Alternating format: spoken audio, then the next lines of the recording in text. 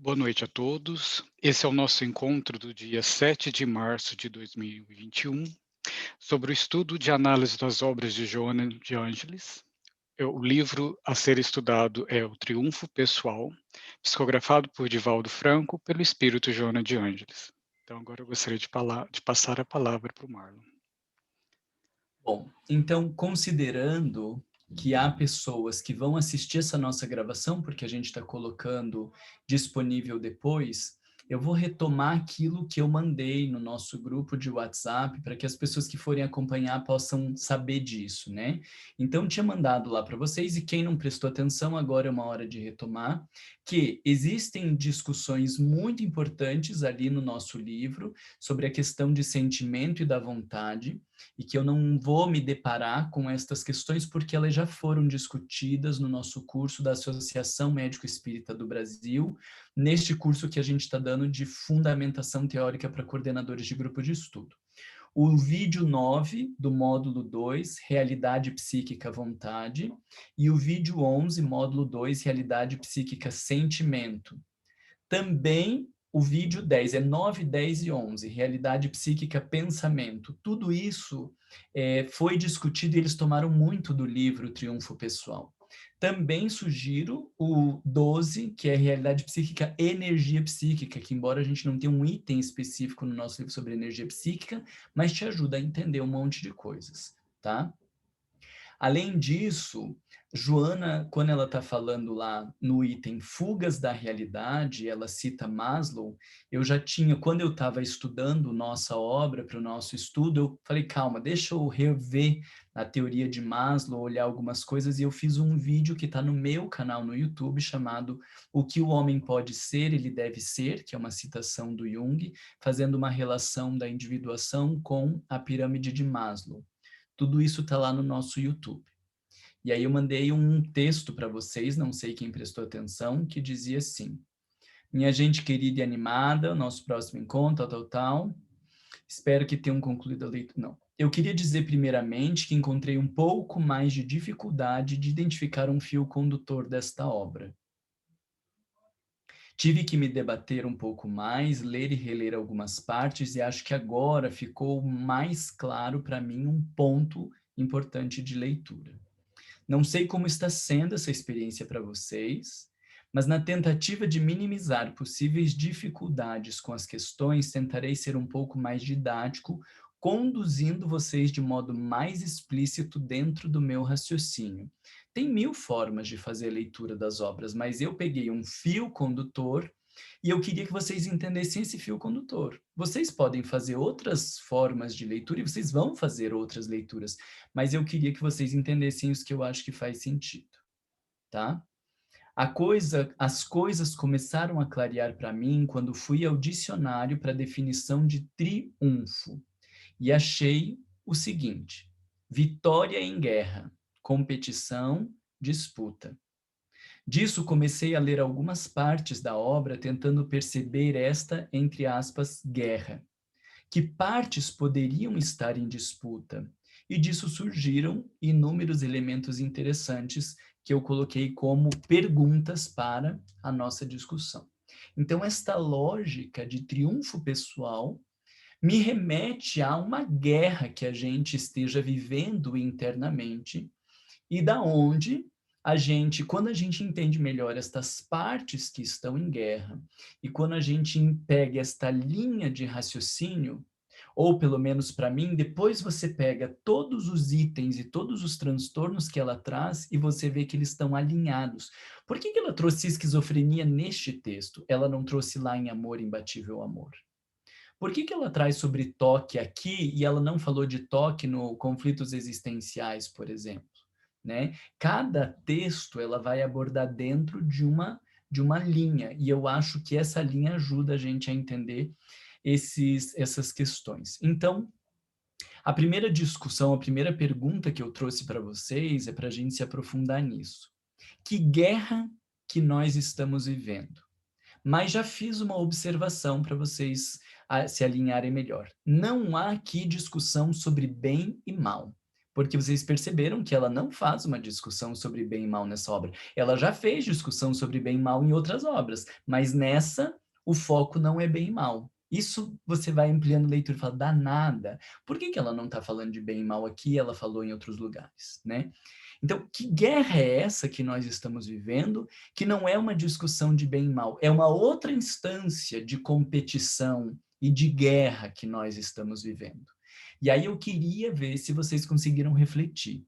Que guerra é essa? Porque isso vai nos fundamentar demais para a segunda questão, que é os transtornos propriamente ditos. Então, Andréia já escreveu assim: podemos resumir que a guerra é interna. No capítulo Encontro com o Self, Joana faz uma interpretação sobre a parábola do adversário, em Mateus capítulo 5, versículo 25. Então, isso concordo e já dá para a gente um direcionamento. Não é uma guerra lá de fora. Nós estamos falando de uma guerra interna. Mas que instâncias neste mundo interno, então, estão envolvidas nessa guerra?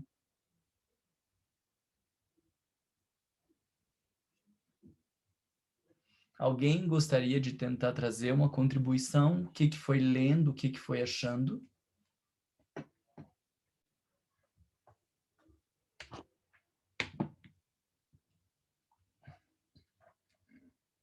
Vocês não ficam olhando para o livro aí como se vocês estivessem procurando a resposta, porque eu já mandei isso faz mais de um mês para vocês. Faz 15 dias que eu mandei isso, tá? Seus abusados.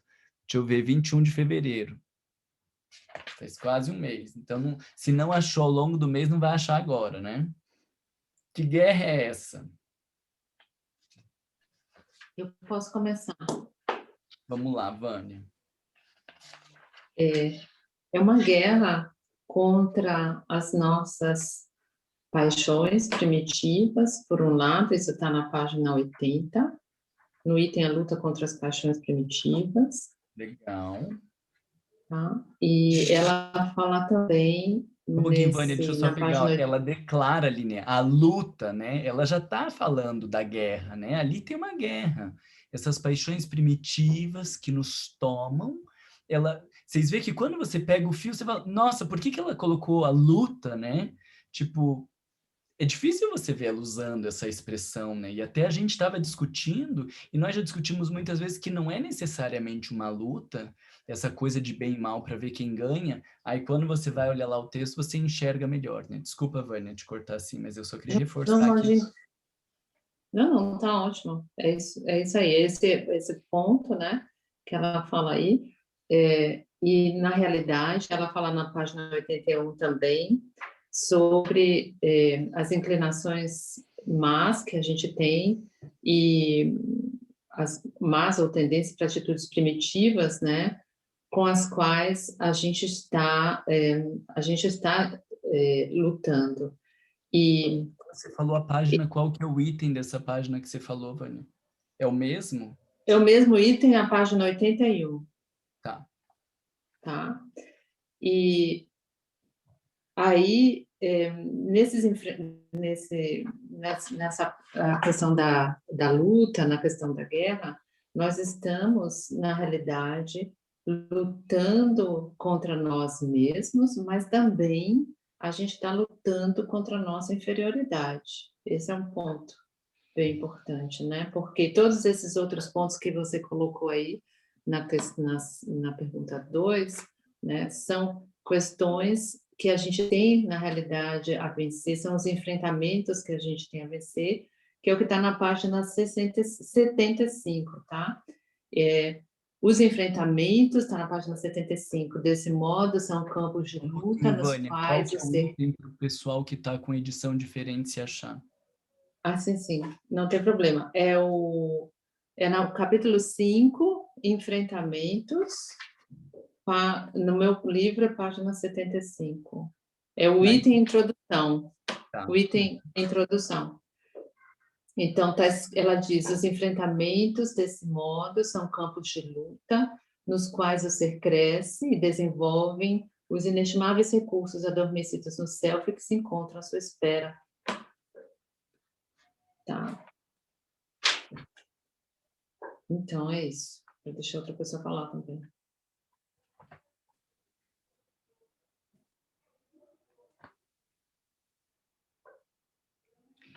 Legal, então vamos prestar atenção nisso que a Vânia trouxe, que para mim faz bastante sentido, né? Então a gente já estava olhando lá como a Andréia tinha escrito, é interior essa luta, e nós estamos falando de uma luta que poderíamos colocar talvez de um modo assim em relação ao nosso passado, de toda essa lambança que nós já vivemos, e que não é possível você simplesmente se desvencilhar. Isso é um ponto que a gente precisa guardar. Não dá para se desvencilhar.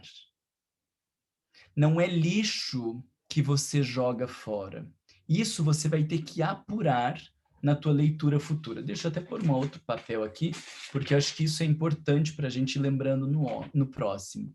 Você vai ter que ir apurando na sua leitura a diferença do que é esse triunfo e do que é o jogar fora, como se fosse possível você fazer do teu passado e dos teus equívocos um lixo que você joga fora. Não é um lixo para você se despir. O nosso passado é a nossa história. É constituinte. Quem você é hoje faz parte é construído a partir de toda essa história. Então eu sempre trago aquela crítica para vocês, né, de ficar substituindo por coisas positivas, você muitas vezes está negando a tua natureza, você está negando a tua história. Vem a vontade de matar o marido e aí vamos pensar positivo. Calma lá, não é bem assim. O pensar positivo pode te ajudar para você não ser tomado por um ato impulsivo. Mas o trabalho profundo, o triunfo sobre o assassino que existe dentro de você, não vai se fazer olhando figuras de luz. E isso a gente vai ter que guardar como talvez o nosso próximo encontro, né? A gente vai ficar com essa questão: o que é esse triunfo? Como se dá esse triunfo? Talvez essa seja a melhor pergunta. Como se dá esse triunfo? Porque agora a gente está falando que o triunfo passa pelo nosso passado, pelas nossas tendências, por estas nossas paixões primitivas que nós estamos lutando com elas. Mas como se dá o triunfo? Isso talvez seja a nossa principal questão do próximo encontro. Para quem está nos assistindo agora, né, preciso lembrar isso, nós fizemos um outro acordo aqui, que a gente vai fazer esse encontro, e daqui 1 mês e meio vai fazer um outro encontro em cima do mesmo livro para a gente fazer o aprofundamento. Então, talvez essa seja a melhor pergunta. O como esse triunfo se dá? Anotaram aí para que a tua segunda leitura ela vai em cima disso. Como que se dá? Que não é uma resposta fácil, né? Quem mais, então, que queria trazer essa questão da guerra que nós estamos vivendo? Ana, pode falar, Ana. Oi, Marlon. Eu coloquei aqui essa guerra também íntima, né, entre o ego e o self, né, de forma que se dê essa reconciliação entre eles. E aí eu fui, no meu no e-book, na página 54, Joana diz que tem uma batalha íntima. Ana, vê se você situa capítulo e o item, que daí, independente da página, a gente consegue saber qual que é. A gente consegue te acompanhar. Espera aí, só um minutinho. Eu tenho que olhar.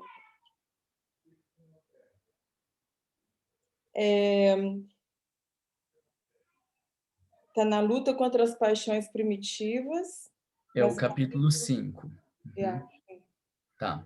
Tem no e-book, na página 54, começa falando que essa batalha íntima se faz possível graças aos estímulos que decorrem dos primeiros resultados, sempre salutares. Fala dos primeiros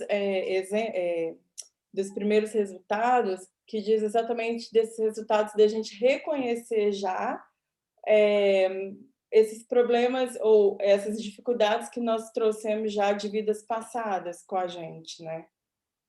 Essa começa a primeira luta, né? Nossa. E eu diria assim, ó, a partir disso que você está falando, que hoje nós já começamos a ter uma estrutura psíquica tal que permite a luta. Sim. E isso é mundo de regeneração. Uhum. Porque enquanto não existe estas primeiras conquistas e essa estrutura para a luta, nós somos tomados pelo nosso inconsciente. Nós somos tomados pelas paixões primitivas, nós somos tomados pelo nosso passado. Uhum. Nós estamos numa fase de estruturação psíquica que favorece a luta. Vamos anotar isso como um outro ponto. Que estrutura psíquica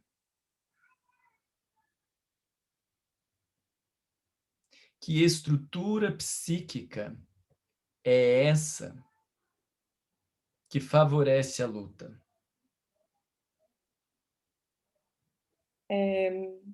Posso continuar, Marlon? Vamos lá.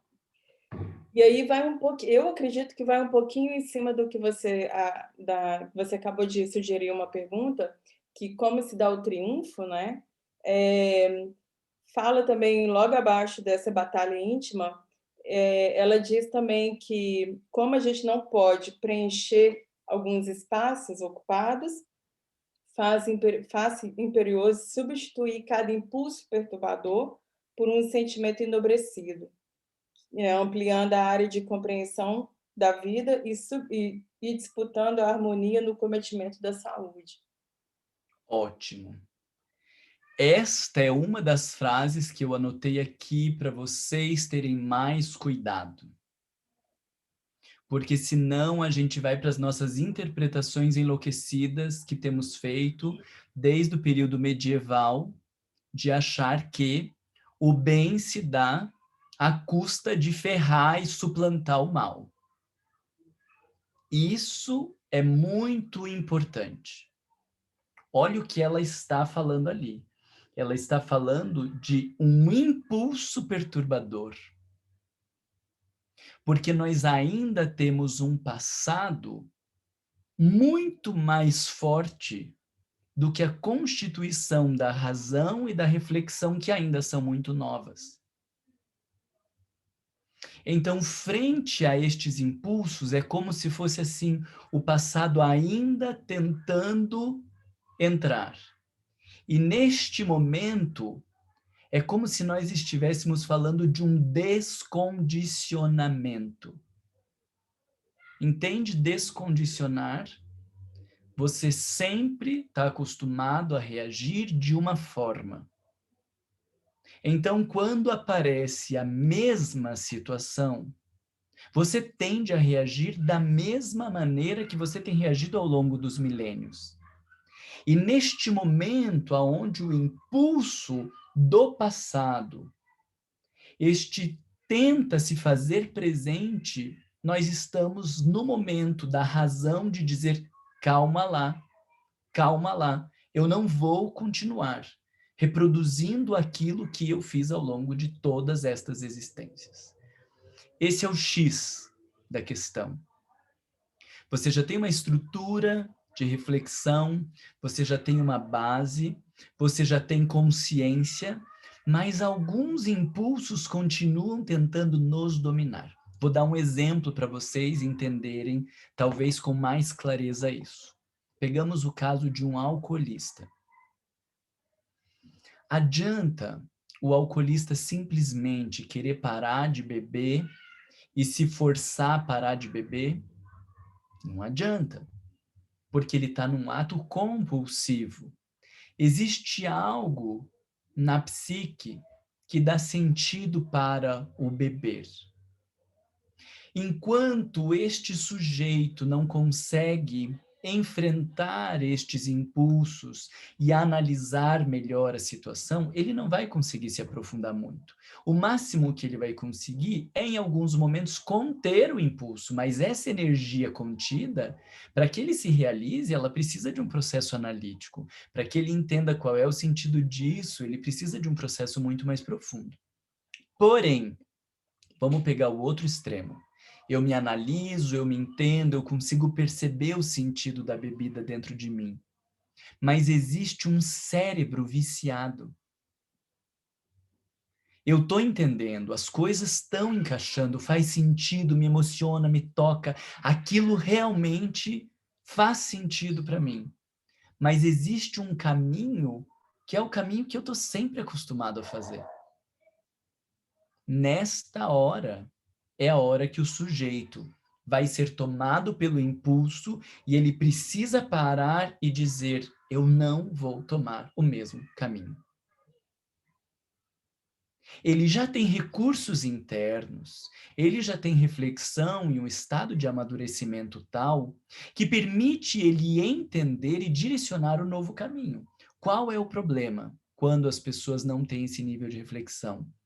Eu, com o meu alcoolismo, paro e digo: eu não quero mais beber. Tá, mas qual é a estrutura? Qual é a construção interna?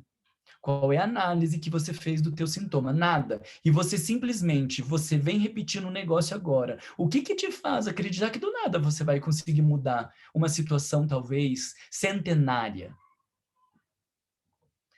Vocês estão entendendo o detalhe? Não dá para eu vir de uma estrutura talvez milenar e do nada querer mudar essas coisas. Que é o que eu brinco quando falo de reencarnação. Foi prostituta na outra encarnação e agora vai querer ser freira nessa. Vai dar certo? Não vai. Ela vai fazer sexo no convento, com o padre, com freira, com tudo que der. Porque ela não conseguiu ainda olhar para esta prostituta dentro dela. Agora ela está olhando para essa prostituta dentro dela, ela está percebendo o desejo de ser vista, o desejo de ter um lugar na vida do outro, ela está percebendo a questão da carência, ela está percebendo a fragilidade, ela está percebendo como o sexo tem um sentido de se sentir valorizado, de se sentir importante e tudo mais. Beleza, entendeu tudo isso. Depois que entendeu tudo isso, para de sentir impulso e o desejo de sair fazendo sexo com o mundo? Não para. Agora você pega essa frase. Preencher, não, como não se podem preencher espaços ocupados, faz-se imperioso substituir cada impulso perturbador por um sentimento enobrecido. Marlon, para. Você não precisa continuar agindo como a prostituta que você veio fazendo até agora. Vamos pensar agora. O que você está buscando quando você quer fazer isso? Qual é a tua necessidade? É se sentir valorizado? Então vamos ligar para um amigo e vamos conversar com alguém, vamos procurar um namorado, sei lá, faz alguma coisa aí. Mas dá uma segurada neste impulso, porque a gente já entendeu qual é o sentido dele.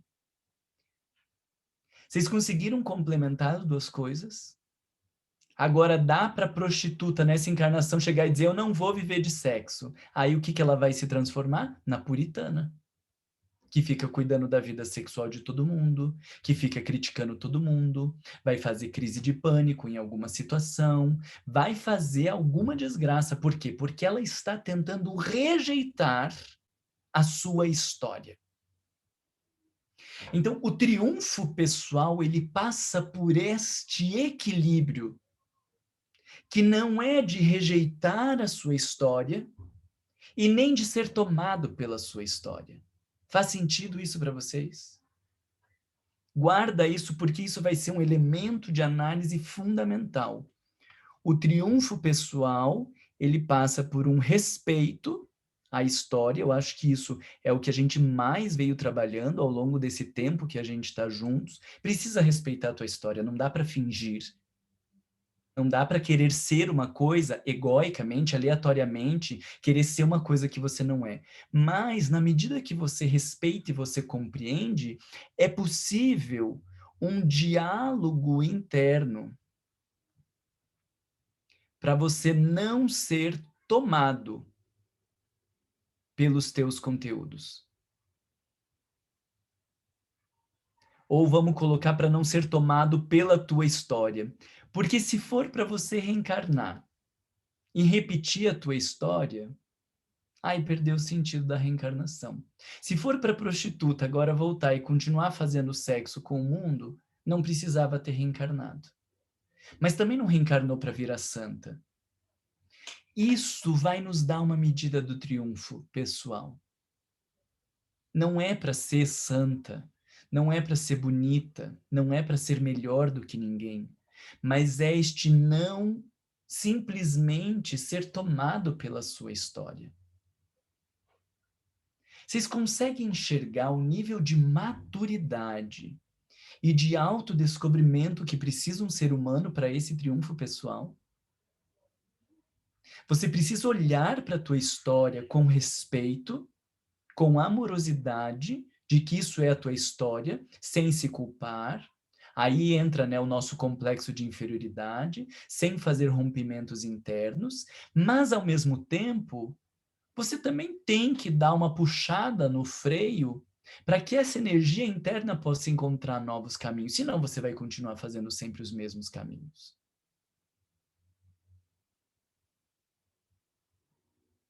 Qual é o novo caminho? A gente já sabe que vai vir sempre de dentro, né? Não sou eu que vou definir estes caminhos. Ele, por isso que está completamente ligado ao autodescobrimento. Tem umas pessoas com uma cara meio chocada, assim, tipo, meu Deus, eu não tinha entendido nada disso, eu não tinha pensado nada disso.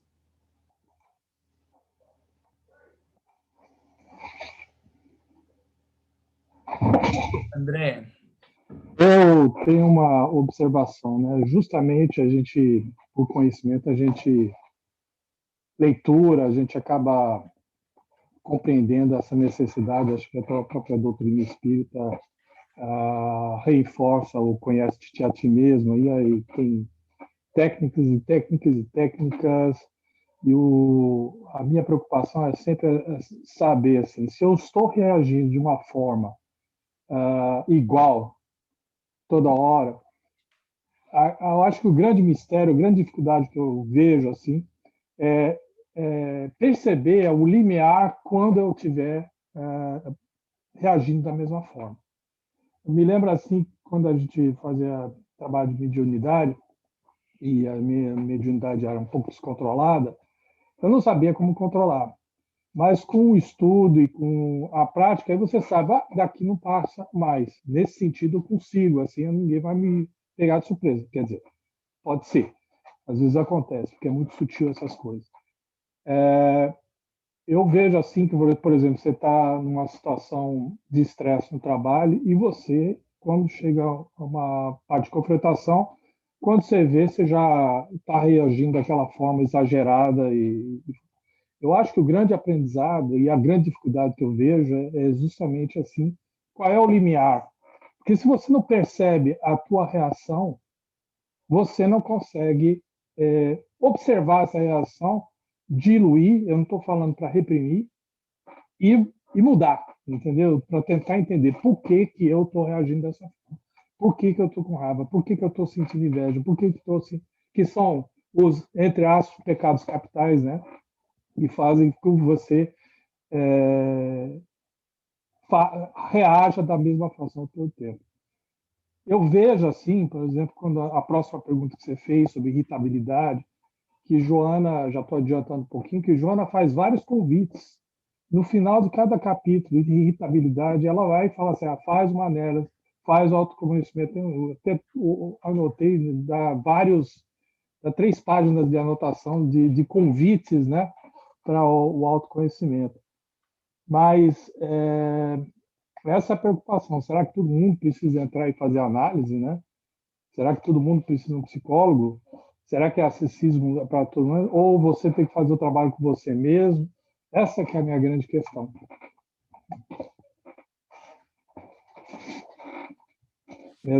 Como é que eu vou? Porque na minha cabeça já é cheia de teoria, mas sair da teoria e vir para a prática. Sim, eu diria que todo mundo que pode deveria fazer análise na situação que a gente está, né? Ela é imprescindível? Não, ela não é imprescindível, porque Gandhi não fez análise, Martin Luther King não fez análise, Madre Teresa de Calcutá não fez análise, Chico Xavier não fez análise, Divaldo não fez análise. Mas enquanto nós ainda temos um nível muito precário de desenvolvimento dessa maturidade, enquanto o nosso ego ainda é tão defensivo, quando você está num processo de análise, você tem alguém que está te ajudando a perceber as tuas defesas, a tua racionalização, aonde você está fugindo do ponto. Que é muito difícil a gente sozinho não ser tomado pelas nossas defesas e continuar alimentando os sintomas, né? Então, isso eu acho que é importante. Não é acessível na nossa sociedade? Não é acessível na nossa sociedade. É caro fazer? É caro. É para a maioria? Não é para a maioria. Bom, mas daí isso é uma discussão da sociologia. Por que que algo tão importante não faz parte da nossa cultura? E um dos meus trabalhos na nossa sociedade é oferecer a psicologia para as pessoas. A minha sessão é bem cara para a maioria das pessoas, mas eu tenho um canal gratuito no YouTube para atingir milhares de pessoas e explicar sobre o processo de autodescobrimento, porque eu acredito que, de fato, é muito difícil fazer um percurso sozinho sem um analista. Mas a minha questão final é: quem pode fazer, deveria fazer. Se existe a nossa possibilidade, a gente deveria fazer. Eu faço análise há 13 anos. Meu irmão, esses tempos, veio que na segundo mês, ele não precisava mais ir no terapeuta, que eu fiz durante 3 ou 4 anos terapia com ele. Aí ele disse, não preciso mais ir. Digo, nossa, que coisa interessante, né? Eu fui 3 para 4 anos lá, depois agora estou 7, 8 anos no não sei outro, fiz mais 2 anos de psicanálise antes. Será que eu sou tão pior assim que ele, né? Sou tão ruim que eu tenho que ficar anos e anos fazendo análise? Ou ele consegue ir só até um pontinho e não consegue entrar e mexer? Então, muitos de nós, aparentemente, não tem problemas. O meu irmão, aparentemente, não tem problema. Às vezes dá uns gritos lá, às vezes a mulher chora aqui, às vezes vai ser estúpido com as crianças. Aparentemente não vai ter grandes problemas. Mas se puder entrar mais, mexer, aprender a analisar os sonhos, esses potenciais vão se desenvolver. Então isso fica para vocês pensarem, tá? Quem mais? Alguém mais quer...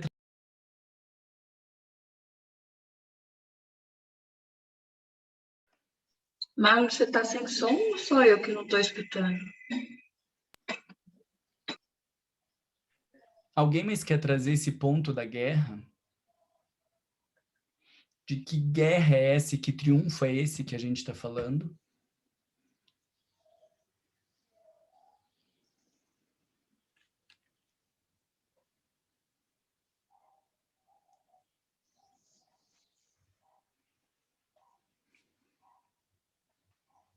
Tem mais alguém, Fabrício, que ia falar? Não.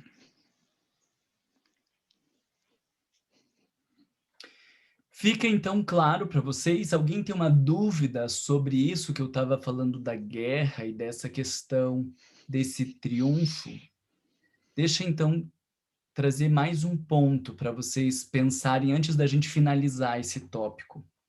Em algum momento, Joana vai falar, quando ela está falando lá dos transtornos de estresse pós-traumático. Queria que vocês fossem para lá.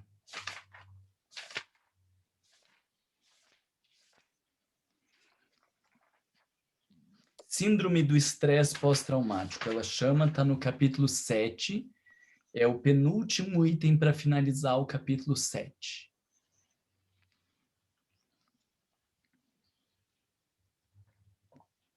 Se acharam?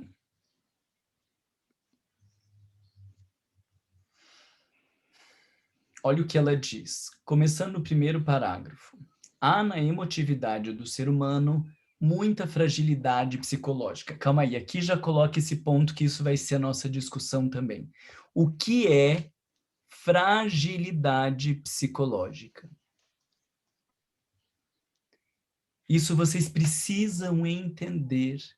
A diferença entre força psicológica e arrogância, imposição, dureza, são coisas diferentes. O sujeito frágil psicológico não é frágil simplesmente nesse sentido social que a gente tem, e o sujeito forte psicológico é o forte no sentido social que a gente tem, tá? A gente vai precisar, isso vai ser muito importante para a gente construir a noção dessa luta e desse triunfo, você entender o que é fragilidade emocional. Ela fala em outros lugares também, dessa fragilidade emocional, depois eu posso reforçar para vocês. Há na emotividade do ser humano muita fragilidade psicológica. Ocorrências sutis e graves fazem desencadear conflitos adormecidos no seu inconsciente pessoal, transformando-se em transtornos perturbadores. Agora, queria que você pegasse essa frase. Trata-se de forças impessoais, retidas no abismo do inconsciente. No próximo parágrafo, na primeira linha, ela já vai dizer: quando sucede este eclodir de forças coletivas, retidas, os indivíduos passam por uma inesperada transformação. Então, o que eu quero reforçar para vocês?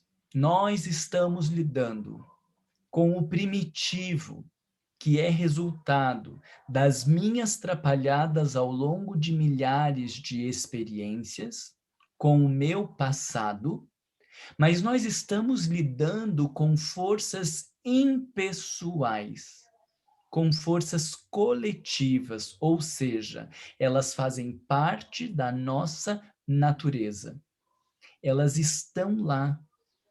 E você tem que viver e lidar com elas por ser humano.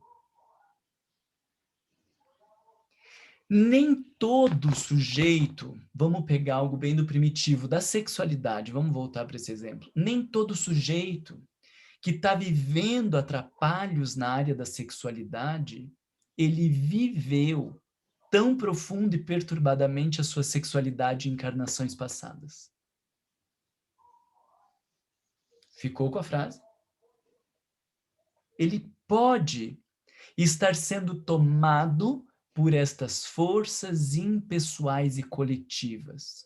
Qualquer um de nós, neste estado de fragilidade emocional e psicológica que somos, na hora que começa a futucar lá no fundo, vai atiçar feras que podem ter um poder destrutivo, mas que não necessariamente é da história pessoal.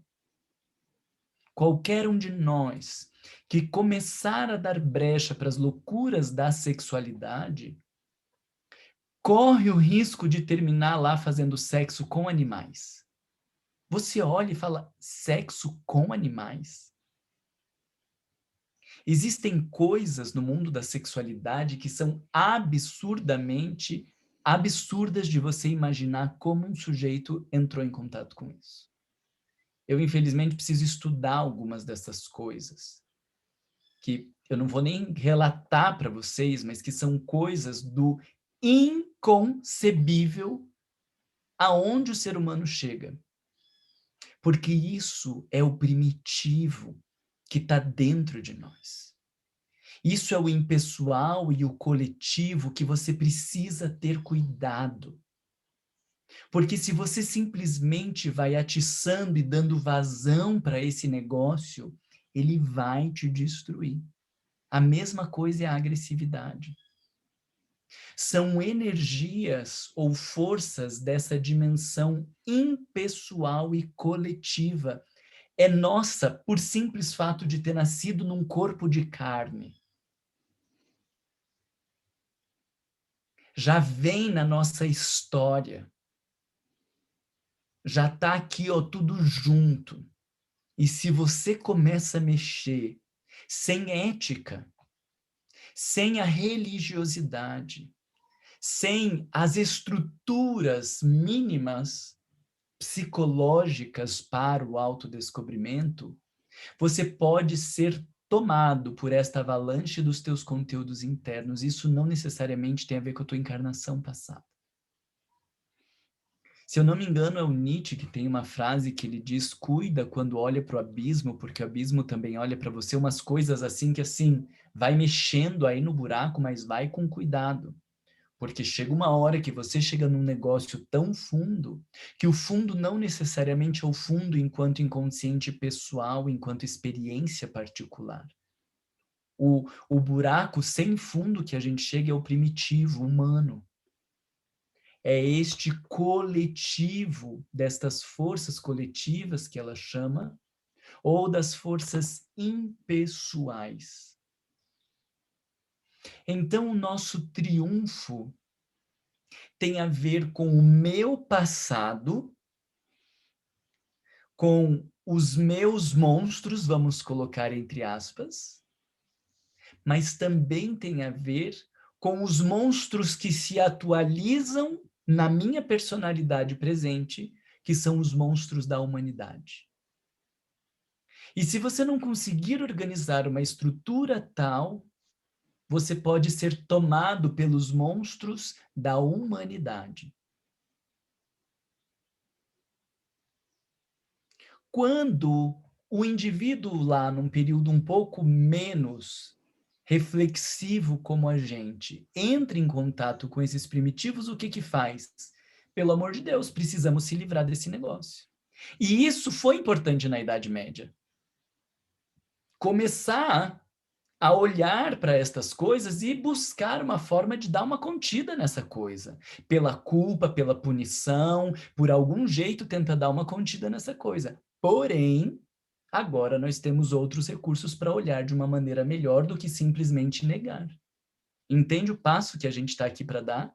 Quando Jung diz que o nosso desenvolvimento psicológico, ele ainda tem uma estrutura de Idade Média, né? Ele está explicando isso. A gente lidava de um jeito com os nossos monstros internos. Agora, a gente tem condições de lidar de um jeito um pouco diferente. E aí a gente vai ler um livro desse e vai entendendo o jeito diferente de lidar para a realização do nosso triunfo pessoal, que não é o jeito conter, culpa, punição, pecado, se livra desse lixo e joga tudo fora. Não. É um outro caminho que vai nos levar ao triunfo pessoal. Humberto.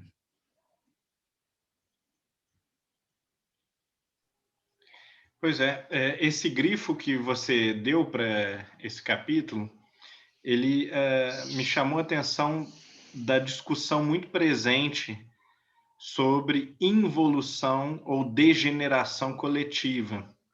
E aí uma das teorias que a gente tem para essa decadência ou para essa degeneração é a de que são espíritos que são daquela faixa e que talvez não tivessem reencarnando nesse volume. Por outro lado, é perfeitamente concebível, e na nossa vida a gente nota isso mesmo, né? Que algumas esquisitices, vícios, alguns defeitos, eles podem ser provocados por pressão do meio e talvez eles não existissem no passado, em outros contextos, porque nós não tínhamos câmera, por exemplo, para o nosso exibicionismo de pobre, né? Antigamente era só o nobre que se exibia, o vencedor, né, na vida, e hoje a gente tem a tentação do exibicionismo, por exemplo, só para dar um assim de 200 exemplos que não existiam há 200 anos atrás ou há 1000 anos atrás. E a gente tem que lidar com essa dificuldade extra e a gente não sabe como é que o nosso inconsciente vai reagir a essas pressões, né? Então eu imagino... A liberdade sexual, né? Eu estava discutindo isso num grupo de homens esses dias. Você entra num aplicativo e você consegue encontrar alguém para fazer sexo porque acha na distância da tua casa, e você encontra alguém que está perto da tua casa para fazer sexo. Aí vai aparecer um monte de coisas que não fizeram parte necessariamente da história por conta dessas facilidades, né? Ou dessas vias que hoje são possíveis, né? Bem legal isso que você traz. Agora, eu não sei se vocês entendem, então, Olha que detalhe isso que Humberto está trazendo, né? Porque a gente está falando de uma involução ou degeneração coletiva, é muito fácil você colocar tudo no passado do próprio sujeito. Mas quando você traz este item que eu estou pedindo para vocês pensarem, fragilidade psicológica, você vai achar um outro grupo. Fragilidade psicológica quer dizer algo que não consegue controlar todos esses impulsos, todo esse primitivo que está sendo posto à prova e é tomado por estas forças impessoais. Ele não necessariamente viveu tudo aquilo ali. O que vai fazer esse sujeito estar no meio da lambança dessa suposta degeneração coletiva pode ter a ver com uma fragilidade psicológica.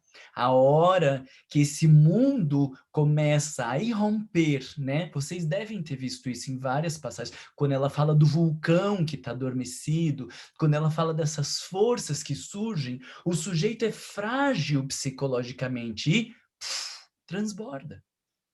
Mas não quer dizer que transborde porque ele seja um monstro, não quer dizer que ele transborde porque todas as encarnações foram de transbordo e de equívoco. Transborda porque ele não conseguiu criar uma estrutura suficiente para dialogar com o mundo interno e dizer, calma lá, vamos baixar um pouco essa temperatura para que esse negócio não exploda. Então, o item fragilidade psicológica ou emocional nos ajuda a entender muitas coisas legais em relação à nossa vida. Ajuda a gente a entender como que Chico Xavier pode ter passado por tantas atrocidades e não ter sucumbido. Não é porque ele era bonzinho. Porque se o Marlon passar por 1/10 das coisas que ele passou, o Marlon matava madrasta, matava irmão, matava um monte de gente. Por conta da minha fragilidade emocional em relação àquilo que ele já não tem. E aí vai aparecer um monstro. O Marlon foi um monstro na encarnação passada? Não necessariamente. Foi uma pessoa tentando se melhorar, lidando na igreja, fez cursinho antes de reencarnar, fez um monte de coisa legal. Mas, por conta da fragilidade emocional, a hora que a vida põe à prova, vem uma cagalhança, como se diz, e aí não deu conta. Não era um monstro. Mas nós temos um monstro na nossa história coletiva. Esse primitivo é um monstro na nossa história coletiva. Então, todo o conteúdo você vai se aproximando, mas vai se aproximando com cuidado. Quando nós estamos falando dessas forças coletivas, em especial o que eu mais consigo pensar é a sexualidade e a agressividade, é como se tivesse que dizer, vai indo com cuidado. Porque existe uma dimensão da área sexual que não é analisável, é o puramente primitivo. Que se você não consegue dialogar, essa coisa destrói a tua vida. Como a gente tem visto destruir a vida de muitas pessoas que vão entrando num submundo. E aí você tá lá naquelas coisas da pedofilia e parece que vai baixando cada vez mais. É interessante, eu tenho analisado esse fenômeno. As pessoas parecem que vão baixando, então ela se permitia só, sei lá, ver foto de criança na internet.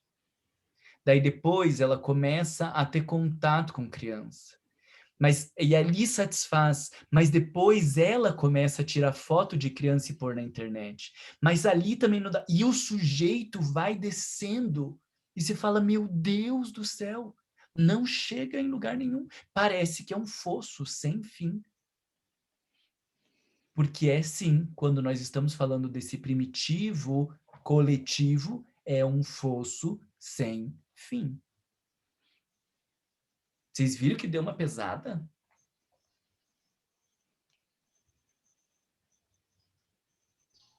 Ô, Marlon. Até livro tudo caiu aqui. Diga. Tem uma teoria dos estoicos que eu acho muito interessante e que eu acho bem exatamente o que a Joana está expressando ali no ser consciente. Né? Aliás, isso é um traço característico da Joana, na minha opinião. Eu acho que ela discretamente aqui e ali ela faz apologia à filosofia dos estoicos. E há, inclusive, menções diretas a vários pensadores estoicos e elogios a eles, né? Mas eu acho que, indiretamente, mais ainda. E uma noção deles que eu acho que a Joana reproduz é a noção do afrouxamento moral. É exatamente isso que você está dizendo. Os estoicos, eles achavam que não tinha como você ser meio moral ou meio fiel aos princípios morais. Porque no momento que você começa a negociar e alarga a fronteira ou relaxa a fronteira para um pouquinho mais, aquele um pouquinho mais, ele supre a sua necessidade de transgressão, mas você na mesma hora já sente que aquilo já é a regra de novo, já é a normalidade. Então, a excitação de transgredir, ela nunca vai se satisfazer com um pouquinho mais, ela vai sempre dizer, olha, agora isso aqui é a norma, eu quero um pouquinho mais do que isso. E de pouquinho em pouquinho vai havendo um relaxamento completo e eles, bom, é de 2000 anos, né? Então, eles fazem comparações com materiais que vão perdendo a firmeza, como couro, por exemplo, uma vez que arrebenta, uma vez que afrouxa, você não tem mais como aplicar rigor naquele material de novo. Eles vão dizer, o nosso caráter é mais ou menos assim. Uma vez que você foi relaxando, relaxando, relaxando, até não existir mais nenhum limite, você não consegue mais depois pôr limite. Você não tem os mecanismos de enquadramento do comportamento, da personalidade mais. Mas isso reforça para mim, Humberto, por que neste livro ela traz a questão da religiosidade como ela não traz em nenhum outro livro. Porque eu acredito que o discutir a religião é retomar os pontos de apoio internos que a gente precisa ter para não ser tomado por tudo isso, né? Então, se você consegue começar o teu processo de autodescobrimento, diminuindo resistências, enfrentando os teus monstros, mas tiver a religião como um suporte, você consegue não ser tomado por essa coisa. Isso é uma hipótese minha, né? Que assim, vá descendo, mas tenha pontos para você se segurar que não façam você abrir mão dos teus critérios tão facilmente, né? Ou se você abre mão dos critérios que tenham sinalizações internas dizendo, epa, tá na hora de voltar, né? Então, isso pode ser bem interessante, né? Agora, Humberto, quando você fala de estoicos e você fala de autores estoicos, você podia falar uns nomes de uns aí para a gente ir organizando na cabeça, né? Eu imagino que a maioria também, como eu, não tenha domínio disso para entender o que é o estoicismo e conseguir... Ela cita, né, em alguns momentos, mas você podia dar uma ajuda aí para a gente, né?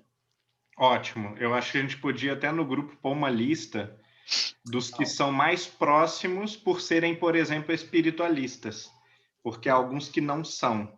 Então, esses mais próximos eu considero o Epiteto e o Marco Aurélio. Eu acho que são muito parecidos com Joana de Ângelis.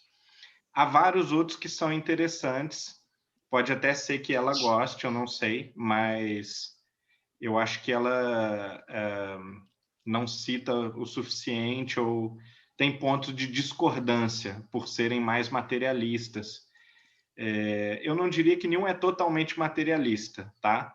Mas eu acho que o Epiteto e o Marco Aurélio são significativos. O Marco Aurélio é um sujeito que escreveu um dos primeiros livros de autodescobrimento do mundo, que são as suas meditações. Era um tipo de biografia, autobiografia, né? Mas uma autobiografia investigativa, muito interessante, em que ele justamente se critica, ele expõe os próprios defeitos publicamente, o que era uma coisa impensável, né, de se fazer para um imperador de Roma na antiguidade. E o Epiteto era um escravo, que ela aqui no livro, inclusive, né, eu estava vendo, ela louva ele como sendo um sujeito que era doente, escravo e pleno, realizado, né, um sujeito que ele não se queixava da vida, das circunstâncias. Não porque ele era comodista, mas porque ele era um triunfador, ele era um sujeito que que tinha envergadura espiritual, né? E provavelmente pelo texto dele tinha muita mesmo. Que legal. Os dois são de quando, você sabe dizer? Mais ou menos, o epiteto, acho que mais ou menos 100 depois de Cristo, talvez eu esteja enganado, mas o Marco Aurélio aproximadamente 300 depois de Cristo. Então, quer dizer, já dialogavam até com cristãos na época. Legal. Uhum. Interessante isso, né? Quem tiver, eu acho que é legal você colocar isso, se você puder, Humberto, lá no nosso grupo, até porque aí nesse percurso, né, quem tiver a oportunidade de ler, de dar uma aprofundada nisso, né, é o que eu digo, vai dando mais substância, né? Daqui 10 anos a gente está discutindo sobre esses triunfos pessoais e você tem muito mais chão para poder fazer análises do que como a gente está fazendo hoje, né? A Ângela.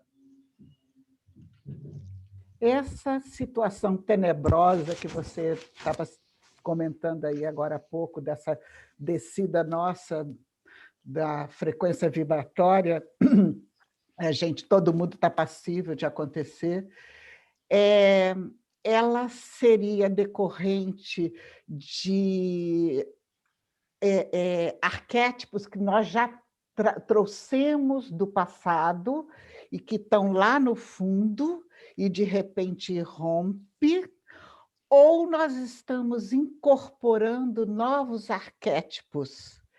Se eu me deixar levar por esse inconsciente coletivo da sexualidade, entendeu a minha pergunta? Os dois, Ângela. Os dois. Então, eu estou incorporando um novo arquétipo. É tão difícil de lidar, porque às vezes nós estamos debatidos com as nossas questões e às vezes nós estamos nos debatendo com questões do coletivo. Então, veja, o triunfo pessoal, quando ela diz ali, ele pressupõe o você aprender a lidar com o seu e com o da humanidade. É pior do que a gente estava imaginando, não é? Tava parecendo mais fácil. Vocês não acham que tava? A Isabel já tava assim, ai, tô quase ganhando, Marlon, já tô quase indo. Aí agora fala desse coletivo e diz, ai, meu Deus, vou precisar de uma encarnação mais então, porque agora eu tô quase dando conta do meu, daí na próxima encarnação eu dou conta do coletivo. Se você pensou isso, pelo amor de Deus, saia do grupo que você não entendeu nada e você não tem mais jeito, tá?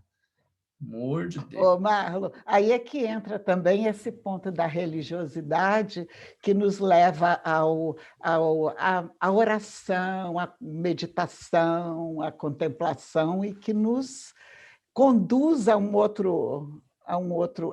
aí é que a religião nos conduz a uma transformação, porque isso aí eu não vou matar dentro de mim, não é isso? Sim. E esse é o detalhe, gente, que é tão difícil da gente entender na prática. Talvez em teoria seja fácil, mas na prática é difícil.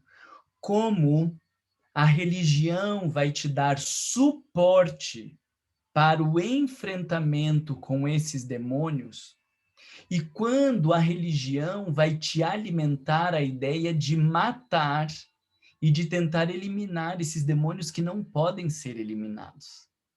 É tênue essa linha, não é? Porque o que eu acho que a gente soube fazer até agora é essa metodologia do matar, que não deu certo, mas que, por alguma via, ela nos possibilita um mínimo de controle em relação a estes monstros, que é o que vai dando a nossa civilidade. Mas lembra quando nós estávamos falando dos mundos de provas e expiações e os mundos de regeneração? Nos mundos de provas e expiações há um predomínio do mal. Nos mundos de regeneração ainda não tem predomínio do bem. Nos mundos de regeneração, Santo Agostinho diz, o mal ainda não perdeu completamente o seu império. Então ainda tem muito mal aqui nos mundos de regeneração. Mas o que existe de diferente? Não existe mais aqui uma fragilidade psicológica. Existe aqui um nível de consciência que permite um diálogo maior com todos estes monstros. É como se Vou fazer uma analogia bem infantil, mas que eu acho que vocês vão gostar, em teoria. É como se nos mundos de provas e expiações, a gente conseguiu, vamos lá, mundos primitivos. Então, os monstros tudo aqui tomando conta do negócio e não existe a mínima ordem. Isso é mundos primitivos. Mundos de regeneração. A gente conseguiu jogar estes monstros lá dentro de uma sala e fechar. Estou dizendo o finzinho de cada um, né? Aí, quando você completou a tua etapa aqui, mundo de regeneração, você já conseguiu jogar todos os monstros lá dentro e fechar.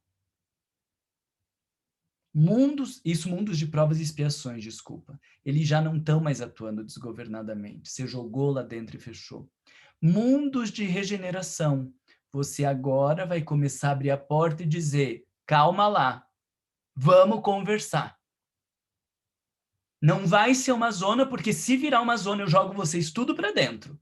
Vamos começar a conversar. Nos mundos de regeneração existe um diálogo com o mundo interno. Mundos felizes. Você começa a pôr todos estes monstros para trabalhar. Mundos celestes, está todo mundo vivendo em harmonia em função do cumprimento da lei divina. Entende a lógica?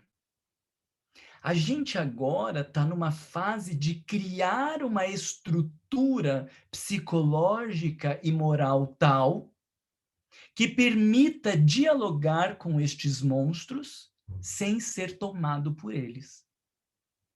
Por isso que aí vem essa coisa, quando ela fala desse substituir impulsos, quando ela fala destas coisas, que é, calma lá, eu estou no controle dessa situação, mas não é o eu no controle dessa situação repressivo. Não é o negar a história. Eu reconheço o impulso. Ele está aqui, mas eu consigo dizer, calma, para um pouco. O que você está querendo? O que você está querendo?